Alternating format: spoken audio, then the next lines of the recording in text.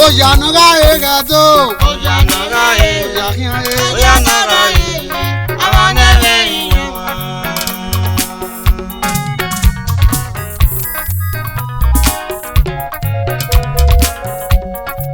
Oya naga egato. Oya naga e. So wario e. Oya naga e. Oh wario e. Amanebe inyoma.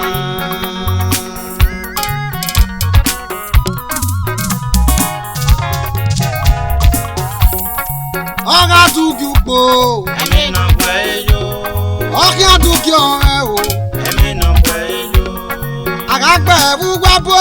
Emi no kweyo. Omo. Oya naga e. Amanebe inyoma.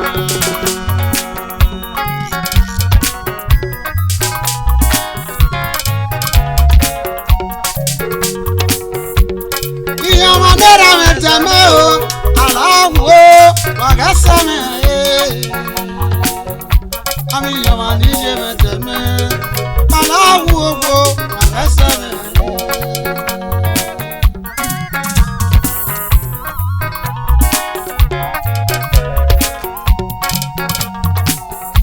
Yamani e kame yasa o. Alawo. Wagasame e. Yamani e kame yasa. Alawo. Wagasame e. Oh, abera loke.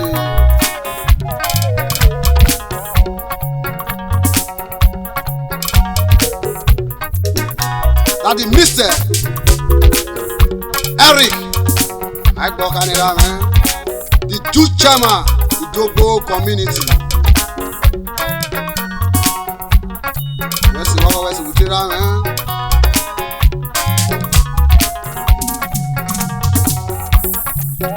What's around me? Look here, man, get it around me.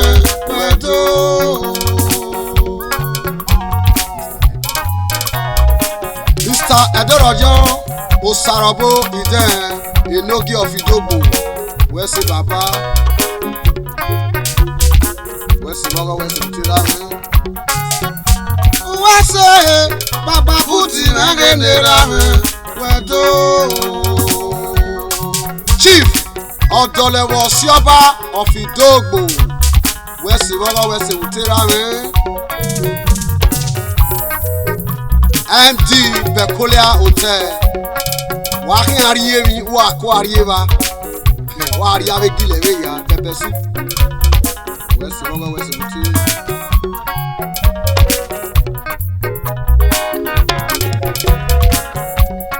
Oya naga egato. Oya naga e. So wario e. Oya naga e. Amanebe inyoma. Anesi mege no se va o. Wa se gbe anesi mege no se. Owi mowu okwa yaro yo. MD cement dealer small bet mighty. Estimate ore wa fun. Na ya mu ere yo ya kiyan e be se bo yeye. That the NS owi mowu.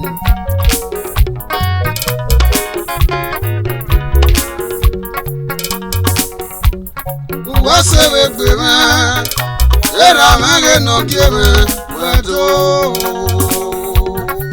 The idol of Ekaland, aka Chopper. Ijaro bayo, the Chopper mege nera me. Wase. The idol of Ekaland, Yaro yo. Era no gie.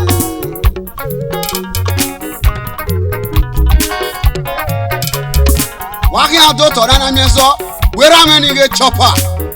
Awa be kie nu enu ya bu wie gon udo aka we ye ka to para ro fa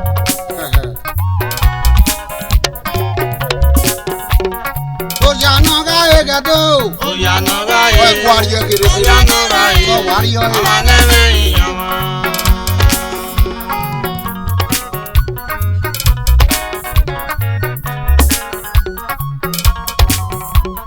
Wa se we gbe mi ra mi.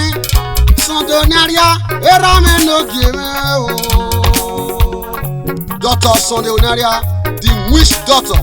Obi mogun no kwa. We se ra no gi. Also, live patron, Orion musicians, Ada Baba. I'm not the way.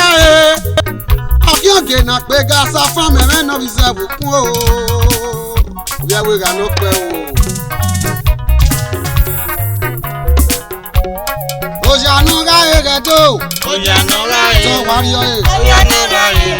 Amanebe yan.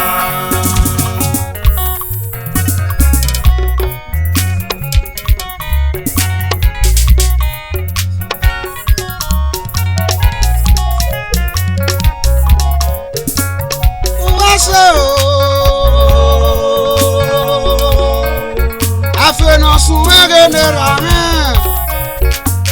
Iyamanu ya me ya so kan o baba o. Afena suwo obi awe si no gbe o. Yaro ba yore o. Wo ya me hoso. Wo ya me hukwa. Afena suwege no gie. Osome no yatu wagwa. Ukwa ngere ne rame. Asenu wa uwa refi obo woria. Osome no video. Yatu wagwa.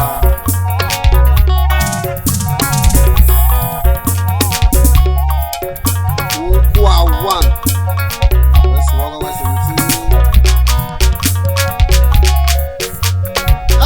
Suma gendera me wase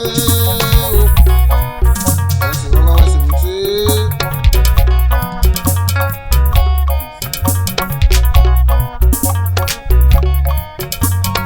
wase wegbe Dr. Musele me gendera me di oduma of ugbe zanzan iseti mi ami awera me goja Amanebe yan.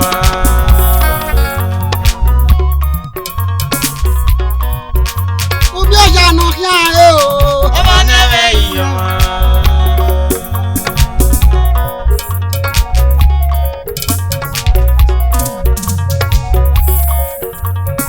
Wa se we gbe mi. Dr. Freddy magede ra mi. Oh. Obi edwila kanu pe wo. Yokori omo akere. Wa wase kiske. Unewera mege. Dr. Fred. Ewe mi na magba ye. Fred na we je.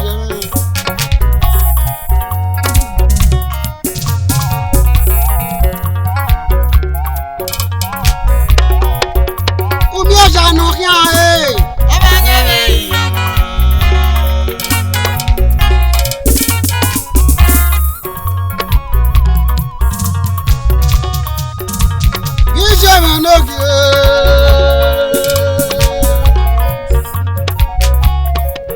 Mrs. Jo amere ni jeme. Wa se we gbe me wo ye me loke. Mrs. Dio Obaseki aka Mama Fori. Wese era me wedo, the lucky me wedo, DJ me wedo. Wa se we gbe me activity community. Wa wese oja no kia e o. Amanebe yan.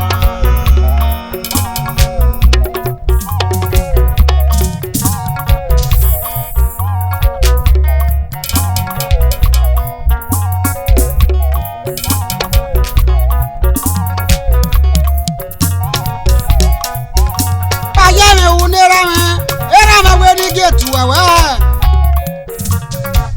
So de naria me nera me o. Ti oduma of Umogun no kwa, yaro yora me. Ti o nera me teme o. That party man no vision. That party man no vision. Isati miamia we ora me.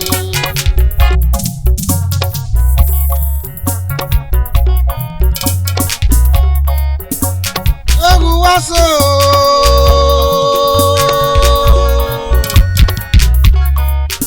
Modabu megenera me. AKA Tripod Secretary.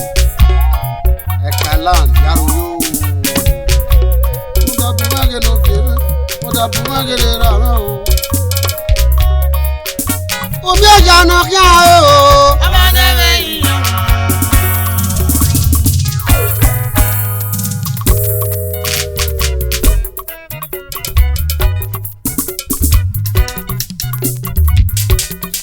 Go back, you don't come again. Don't come again, no.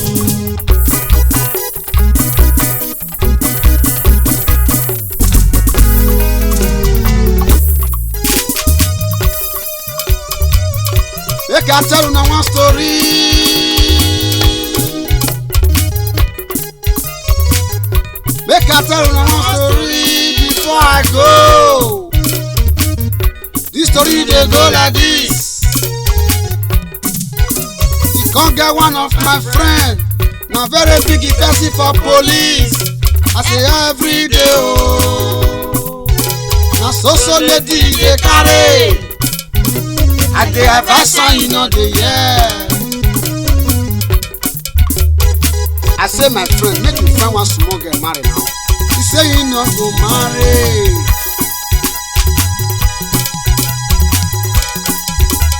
Don't get it one day, oh. Me and I can't go for a famous hotel. For a do-wawa. The man don't shy, yo. The man don't drink, oh. Now so the man carry one lady, begin to go.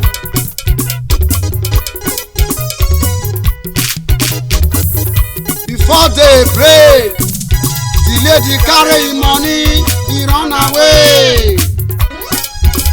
My friend just call me on phone. Say mo go back. And from today, I no go marry lady. I no go friend lady. I no go talk to lady. Ah, na sumo geso. Na sumo geso. Na sumo geso. Na sumo geso. Na sumo geso. Police, police, police, police, police, police, police. So we go dey go. Sumo geso. Na sumo